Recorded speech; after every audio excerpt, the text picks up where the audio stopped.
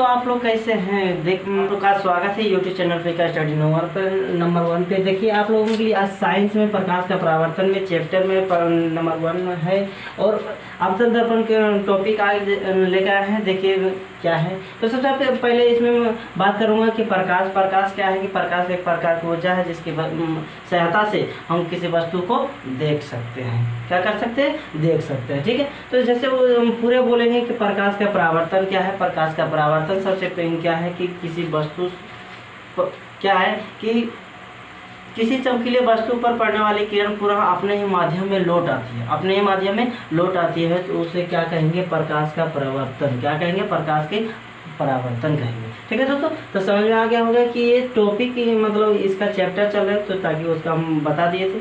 तो सबसे पहले ये क्या है कि दर्पण की बात हो रहा है। तो दर्पण सबसे पहले जानेंगे कि दर्पण 2 प्रकार की होती है। तो दर्पण 2 प्रकार की होती है। सबसे पहले यहाँ समतल दर्पण और गोलीय दर्पण होता है। तो समतल दर्पण एक ही प्रकार का होता है, तो उसका अगले वीडियो में डेफिनेशन बता दूंगा। और सबसे पहले टॉपिक क्या है कि दर्पण की बात हो रहा है। तो आपतन दर्पण, तो यहाँ क्या है कि दर्पण 2 प्रकार की होती है, समतल दर्पण और गोलीय दर्पण। तो समतल दर्पण एक ही होता है। गोलीय दर्पण के दो भेद होते हैं, और आपतन दर्पण और उत्तल दर्पण। तो सबसे पहले इसमें बात कर रहा हूँ कि आपतन दर्पण का एक फिगर बनाया हो जो कि आप लोगों को पूरी तरह से परिभाषा मिलेगा।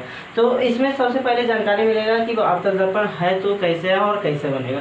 ठीक है। तो सबसे पहले क्या है कि एक आपतन दर्पण उसे कहते हैं कि जो जिस दर्पण की परावर्तक सतह धसा हुआ, क्या हो? धसा हुआ। जो धसा हुआ रहता है ना, तो ससुराल पहले समझो तब देखना है। नहीं तो कोई स्टूडेंट क्या रहता है कि आइटम को देखने में रहता है कि आइटम है, तो आइटम नहीं देखना है। तो सबसे पहले यहाँ फिगर को देखिए, परिभाषा मिल जाएगा, है ना। तो है ना, फिल्मी दुनिया में नहीं जाना है, यहाँ क्या है कि इस दुनिया में आना है, साइंस की दुनिया में। तो सबसे पहले यहाँ क्या कर रहा है कि यहाँ बोल रहा है कि ये किरण इधर से गया, तो बोल रहा है कि किसी सतह पर पड़ने वाली किरण को आपतित किरण कहते हैं।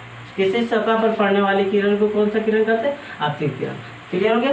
तो समझ में आ गया। तो आपको लिखना है तो वीडियो को पॉज करके लिख सकते हैं। ठीक है दोस्तों। तो सबसे पहले यहाँ क्या है कि आपतित किरण, किसी सतह पर पड़ने वाली किरण को आपतित किरण कहेंगे। ठीक है।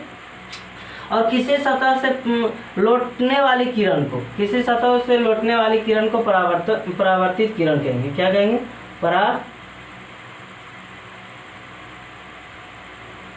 परावर्तित किरण कहेंगे।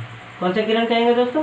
परावर्तित। ये आपका परावर्तित हो रहा है। ठीक है। किसी सतह से टकरा कर हुआ पुनः अपने माध्यम में लौट आती है, उसे परावर्तित किरण कहते हैं। ठीक है दोस्तों, ये क्लियर हो गया। तो सबसे पहले क्या है कि ये क्लियर हो गया। तो उसके बाद बोला आपतन बिंदु। तो आपतित किरण और परावर्तित किरण जिस बिंदु पर मिलती है उसे कहेंगे आपतन बिंदु। आपतित किरण और परावर्तित किरण जिस बिंदु पर मिलती है उसे क्या कहेंगे? आपतन बिंदु। अब ठीक है, आगे बढ़ते। तो ये समझ में आ गया। आपतित किरण ये हो गया। अब आ गया आपतन कोण। यह है आपतन कोण। ठीक है। तो आपतित किरण और यहाँ देखिए अविलंब है ना। तो सबसे पहले अविलंब का परिभाषा देख लेते हैं कि यहाँ बोल रहा है कि आपतित किरण और परावर्तित किरण के बीच डाले गए लंब जो डाले हैं ना, तो डाले गए लंब को क्या कहते हैं? अविलंब कहते हैं। क्या कहते हैं? अविलंब। ठीक है, समझ में आ गया। तो उसके बाद क्या कर रहा है कि आपतित किरण और अविलंब के बीच बने कोण को आपतन कोण कहते हैं, जिसे आई से सूचित करते हैं। क्या चीज से करते हैं? आई से। ठीक है।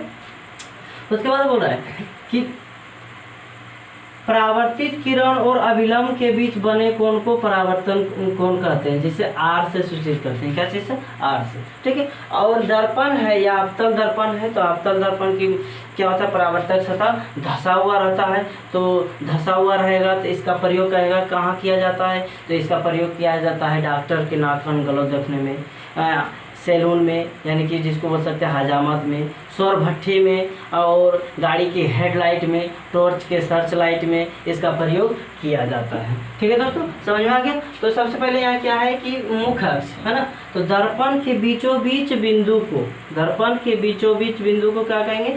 मुख्य अक्ष, यानी कि ध्रुव उसको बोल सकते हैं। तो यानी कि इसको संकेत नाम बोलेंगे पी से। ठीक है। अब यहाँ क्लियर हो गया ये वाला। तो सबसे पहले जानेंगे कि फोकस। तो क्या बोलेंगे कि इसको बोलते हैं सेंटर ऑफ कर्वेचर, फोकस वक्रता केंद्र। सेंटर ऑफ कर्वेचर वक्रता केंद्र है।